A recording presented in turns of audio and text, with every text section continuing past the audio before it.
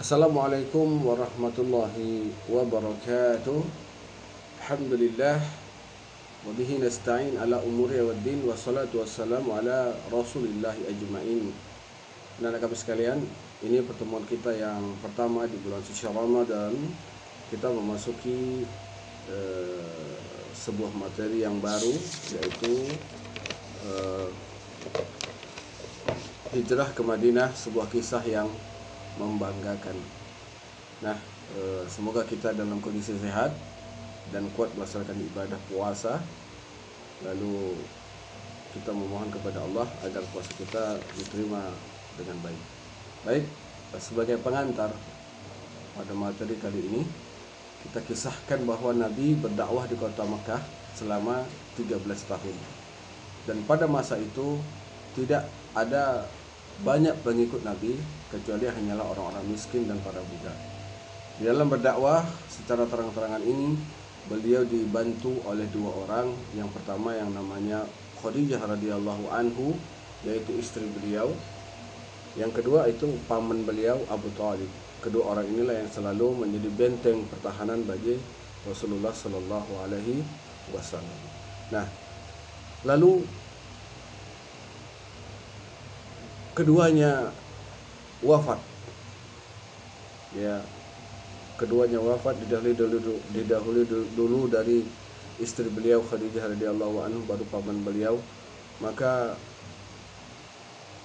kesedihan beliau yang luar biasa terjadi. Maka dinamakanlah hari itu dengan nama Yaumul Husni. Yaumul Husni. Nah, karena sudah meninggalnya kedua orang ini, maka teror kaum kafir Quraisy semakin menjadi-jadi kepada Nabi dan pengikutnya. Oleh karenanya Nabi pun sangat bersedih dengan hal ini. Maka Allah Subhanahu wa taala memberikan hiburan kepada beliau berupa Isra dan Mi'raj. Ya, kisah Isra dan Mi'raj nanti kamu bisa baca. Pada tanggal 27 Rajab 621 ya, 621 Masehi, Nabi mengalami Isra, yaitu perjalanan antara Mekah dan Palestina satu malam. Lalu Mi'raj, ya, diangkatnya Nabi ke atas. Nah, peristiwa inilah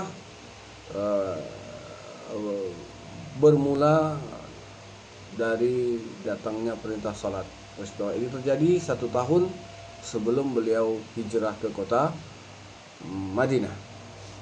Nah, ketika Rasulullah menceritakan kisah ini kepada penduduk Mekah, maka orang-orang kafir ini semakin menjadi-jadi dan mengatakan bahwa Nabi telah menceritakan kisah bohong. Bahkan ada dari orang-orang yang sudah beriman kembali murtad gara-gara mendengar cerita ini. Karena memang perjalanan antara Mekah ke Palestina saja itu memakan waktu 3 bulan perjalanan dengan tunggangan unta. Apalagi ditambah dengan cerita Nabi naik ke langit ke-7 untuk mengambil perintah salat. Maka mereka pun semakin kuat meneror. Lalu Nabi berdoa, ya Allah, agar diberikan jalan keluar.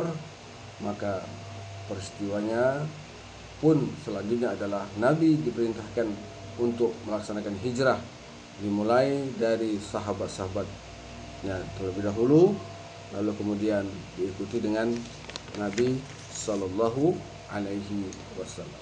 Baik, itu dulu pengantarnya ya. Mudah-mudahan dapat kamu pahami. Wabillahi taufiq wal hidayah. Assalamualaikum warahmatullahi wabarakatuh.